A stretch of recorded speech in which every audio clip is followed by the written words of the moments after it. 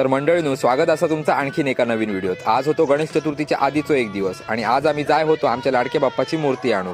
कारण आमच्या बाप्पाची मूर्ती ही एक दिवस अगोदर आणली जाता आणि आमची मूर्ती होती कुडाळ तालुक्यातील माडिये यांच्या गणेश चित्रशाळेत। यंदाची बाप्पाची मूर्ती तर सुंदरच दिसा होती। मग नारळ व्हिडिओ ठेवलो आणि लाडक्या बाप्पांका आम्ही घराकडे घेऊन जाऊन निघालो। घराकडे येताना पाऊस तर जोराचो लागा होतो, पण घराकडे जशी येलो तसं पाऊस गेलो आणि बाप्पाचं आमच्या घरी आगमन झाला। त्यानंतर दिवसभरातली अपूर्ण राहिलेली कामं पूर्ण केली आणि रात्री माठी बांधून घेतली। बाप्पाच्या सजावटीचं काम करता करता सकाळ कधी झाली या कळाकच नाही आणि ज्या दिवसाची आम्ही सगळे आतुरतेने वाट बघू होतो तो दिवस अखेर उजाडलो। सकाळचे 7 वाजत दिलेले भटजी येऊची वेळ जवळ येलेली। बाप्पांनी पूजेची तयारी करूक तर सुरुवात केलेलीच होती, तितक्यातच भटजी येले आणि बाप्पाची पूजा करूक सुरुवात केली। अशा प्रकारे पूजा संपन्न झाली। पाना फुलांची सजावट केलेल्या या मखरात बाप्पाची विराजमान झालेली मूर्ती बघून मन अगदी प्रसन्न झालेला।